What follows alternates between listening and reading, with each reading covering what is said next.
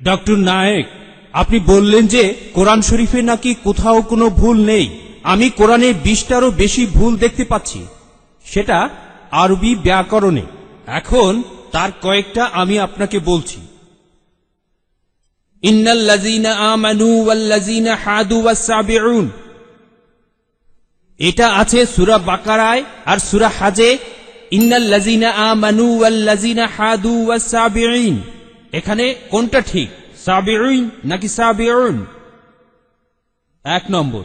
2 নম্বর হলো কোরআনে আছে, হ্যাঁ, কিন্তু এছাড়াও আরো আছে। সূরা তাহার 63 নম্বর আয়াতে ইন্না হাজানি লেসাহিরান, ভুল, ইন্না হাজাইনি লেসাহিরান, এটার কি ব্যাখ্যা দেবেন? এছাড়াও আমি আরো অনেক ভুলের কথা জানি। এক্সকিউজ মি, আমরা শুধু প্রথম প্রশ্নটা গ্রহণ করব, সময়ের অভাবে দ্বিতীয় প্রশ্নটা গ্রহণ করতে ঠিক পারছি না। আছে, ঠিক আছে। ভাই, আপনি খুব সুন্দর একটা প্রশ্ন করেছেন।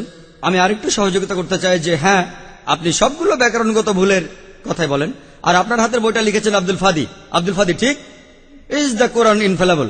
আমিও দেখতে পাচ্ছি, হ্যাঁ আলহামদুলিল্লাহ, আমি ভালোই দেখতে পাই।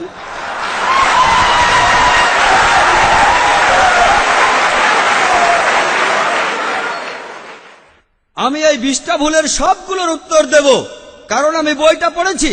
আমি সবগুলোর উত্তর দেবো ইনশাল্লাহ, ইনশাল্লাহ। 1 নম্বর পয়েন্ট ভাই, 1 নম্বর পয়েন্ট, এখানে 1 নম্বর পয়েন্ট হলো যে আরবির সব ব্যাকরণ এসেছে কোরআন থেকে।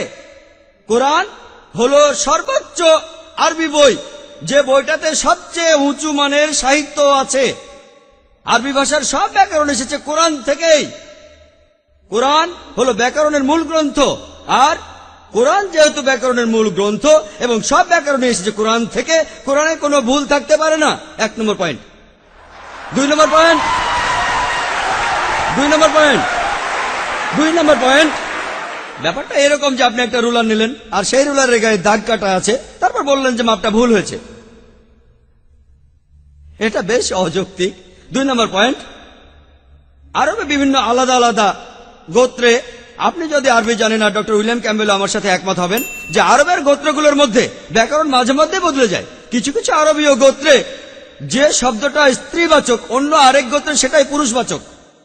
একই শব্দ, তবে গোত্রভেদে ব্যাকরণ বদল হতে থাকে, এমনকি শব্দের লিঙ্গ বদলে যায়। তাহলে আপনি কি কোরআনকে সবগুলো ব্যাকরণ দিয়ে পরীক্ষা করবেন? না। আর এছাড়াও কোরআনের ভাষা এত উঁচু মানের, এতই উঁচু মানের, এর কাছাকাছি কোনো সাহিত্য নেই। আর কোরআনের বিরুদ্ধে অনেক বই আছে, ইন্টারনেটে গেলে দেখবেন 12টা ব্যাকরণের ভুল, 21টা ব্যাকরণের ভুল, আব্দুল ফাদি 20টা ব্যাকরণের ভুল। আপনাদের কি ধারণা খ্রিস্টানরা এই ভুলগুলো বের করেছে? কারাই ভুল বের করেছে জানেন? কারা করেছে? মুসলমানরাই।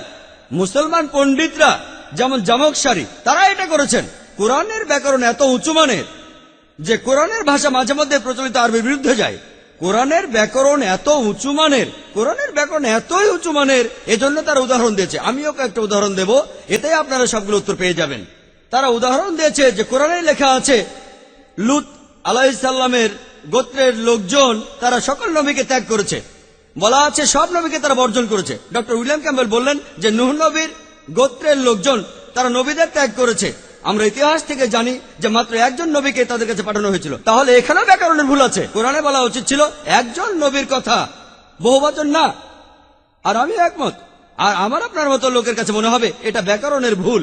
কিন্তু যদি আপনারা আরবদের লেখা বইগুলো পড়ে থাকেন, কোরআনের আসল সৌন্দর্য কি? সৌন্দর্যটা হলো কোরআনে কেন একজন নবীর কথা না বলে নবীদের কথা বলা হয়েছে। আপনারা জানেন কেন? কারণ আমরা জানি যে সব নবীদের হেদায়েতের বাণী মূলত একটাই, যে ঈশ্বর একজনই, তাওহীদের বাণী, আল্লাহ সুবহানাহু ওয়া তাআলার বাণী। লূত আলাইহিস সালামের লোকজন এবং নূহ আলাইহিস সালামের লোকজন তাদের নবীকে ত্যাগ করেছিল, আর পরোক্ষভাবে নিজেদের নবীকে ত্যাগ করে তারা সব নবীদেরই ত্যাগ করেছিল।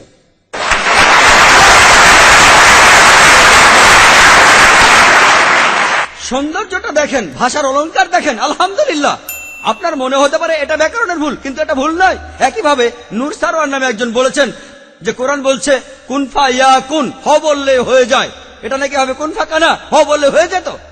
হ্যাঁ, আরবির পাস্ট টেন্সে কুনফা কানা কুন ফায়াকুন নয়, কিন্তু কুন ফায়াকুন আরো উঁচু মানের। বলা আছে আল্লাহ তিনি ছিলেন, আছেন আর থাকবেন, অতীত, বর্তমান আর ভবিষ্যৎ। Thank you doctor Naik.